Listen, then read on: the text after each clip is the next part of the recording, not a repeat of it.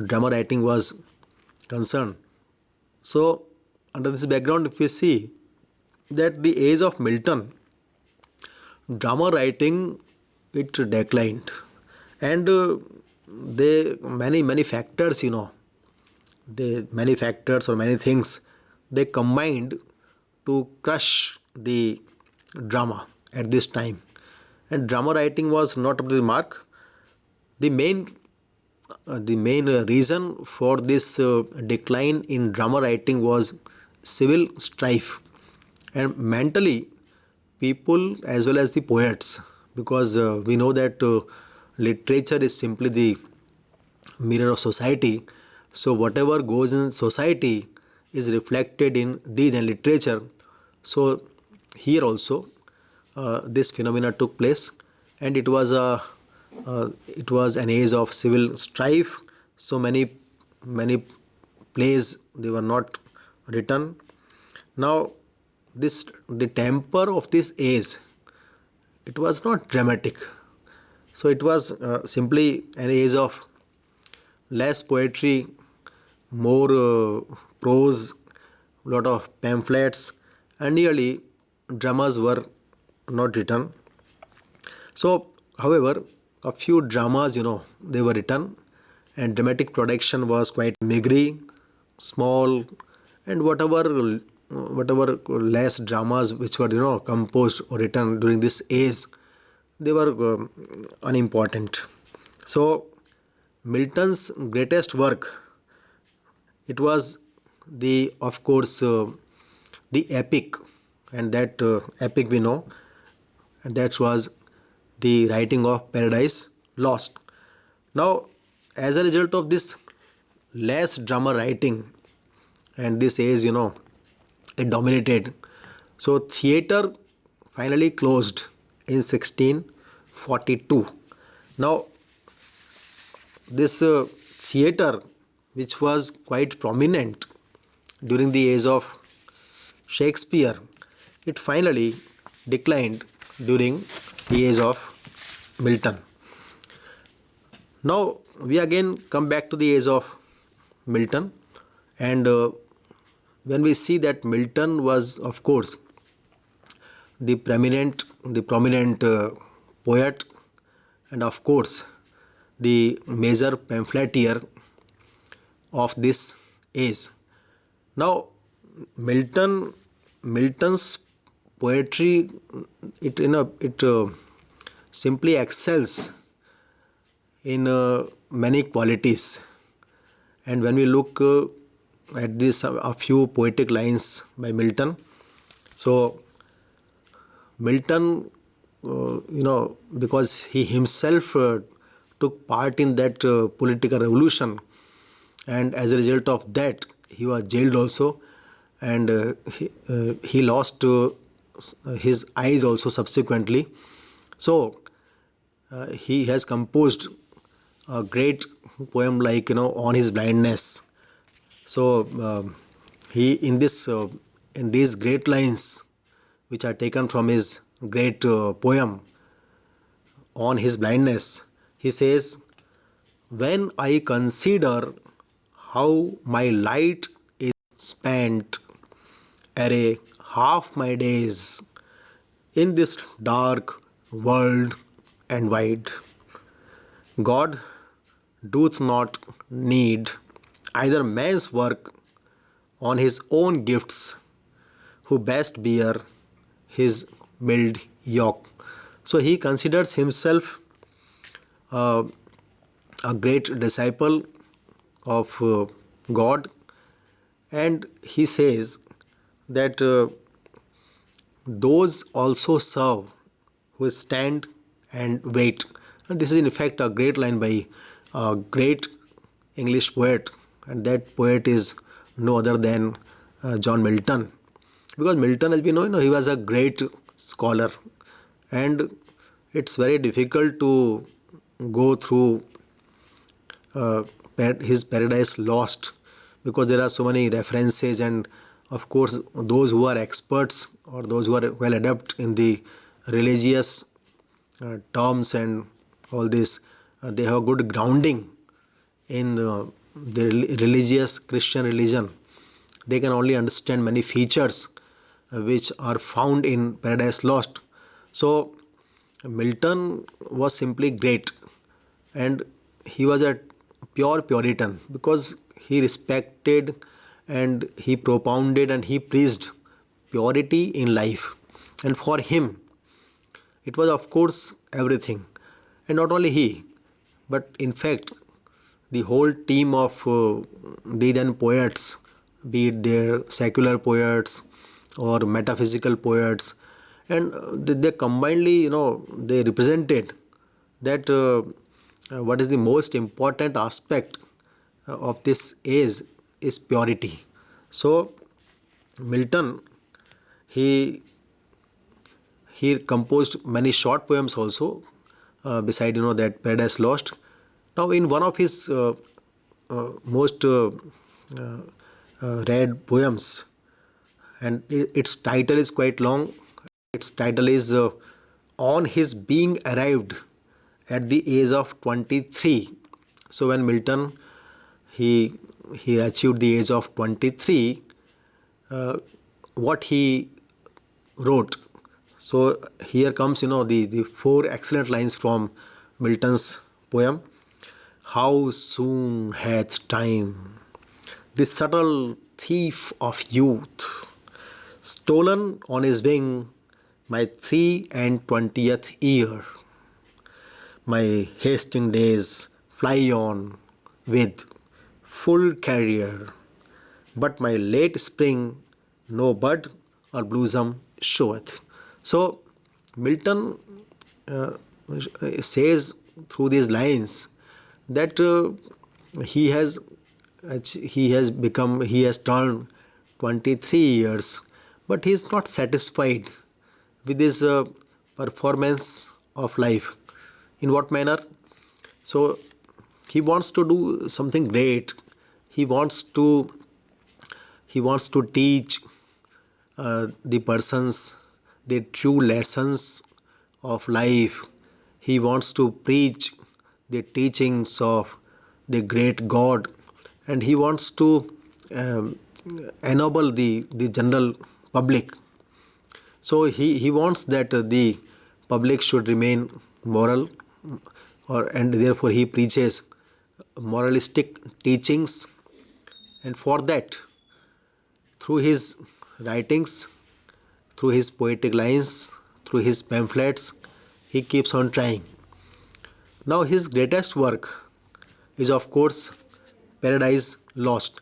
And this Paradise Lost, when we see, it abounds in sublimity. Now, what we mean by this term sublimity?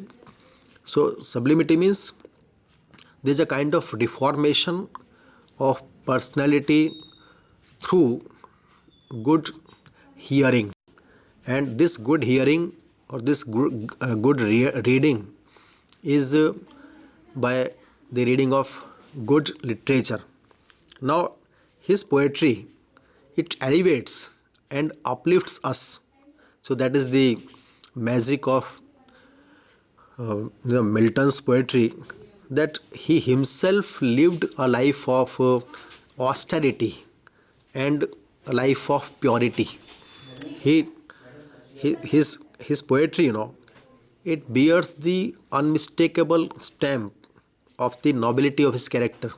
For him, the nobility of character was the supreme thing which a man should have.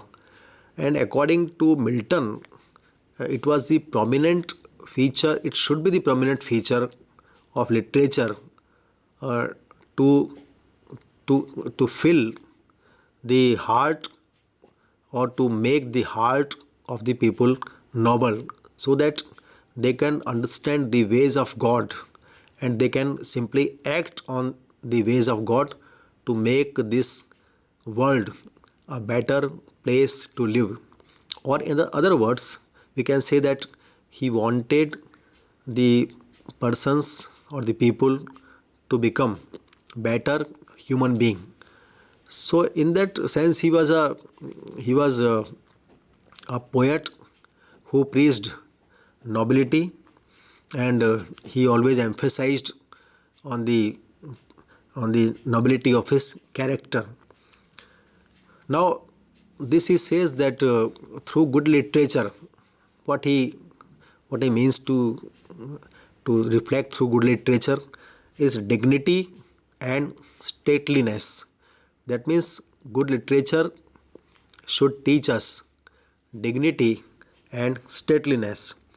So, if we look, his Paradise Lost. So, in his Paradise Lost, we don't have lovers and lasses, but we have some great and mighty things like God, Satan, Adam, Eve, Christ.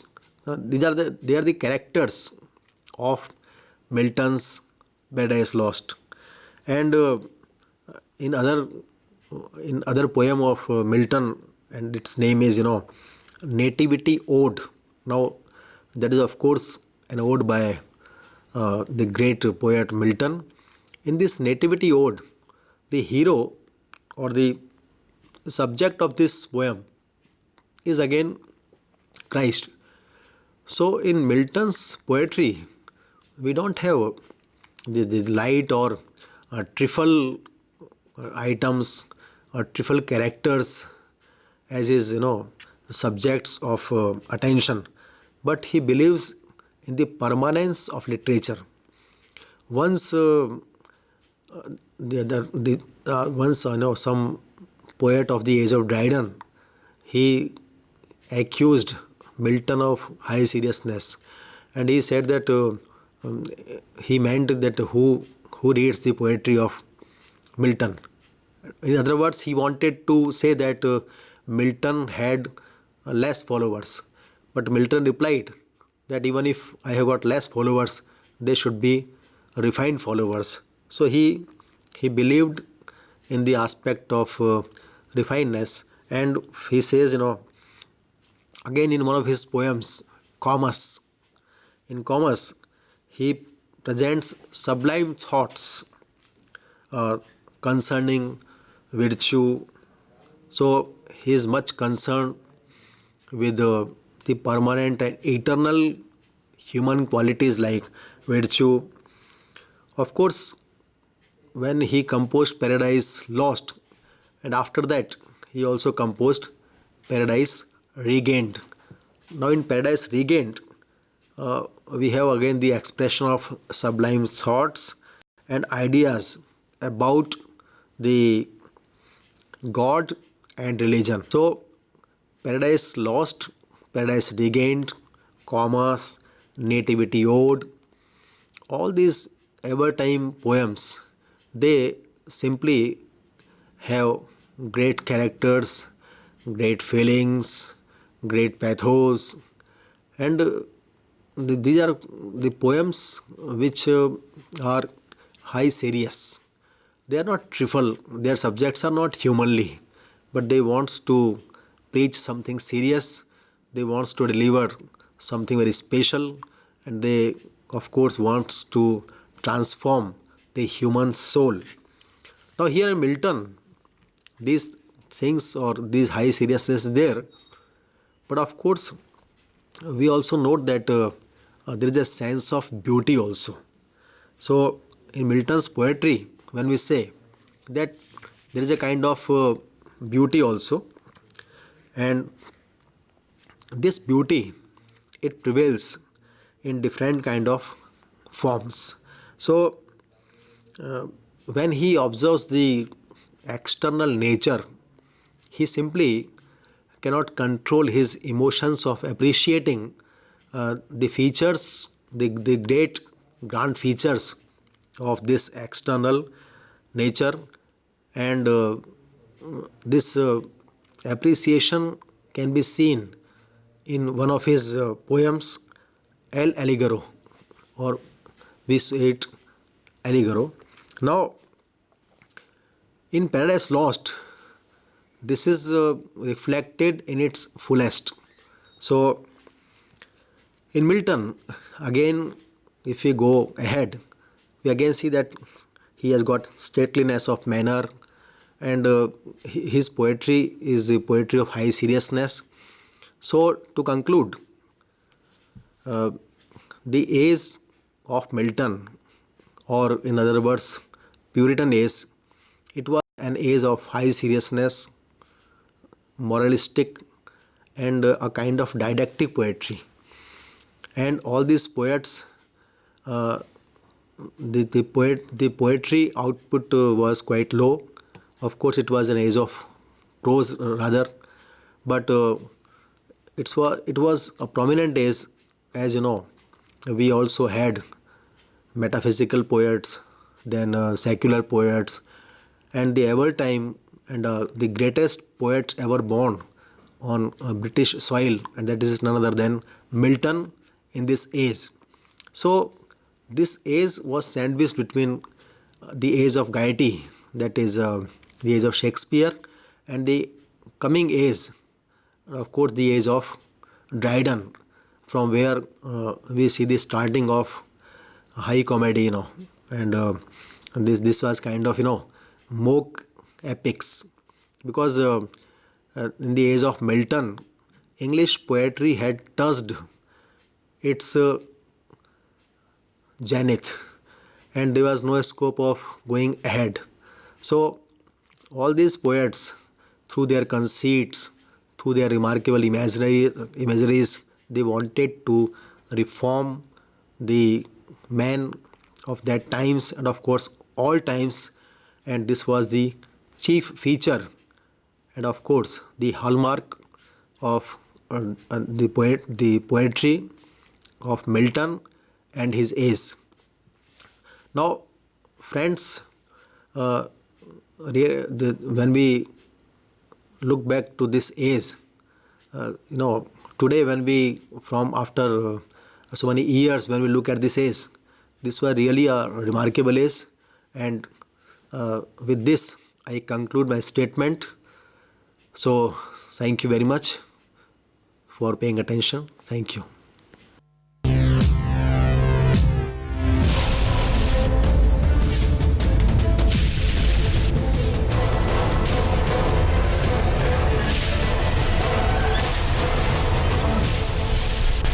Sandhan,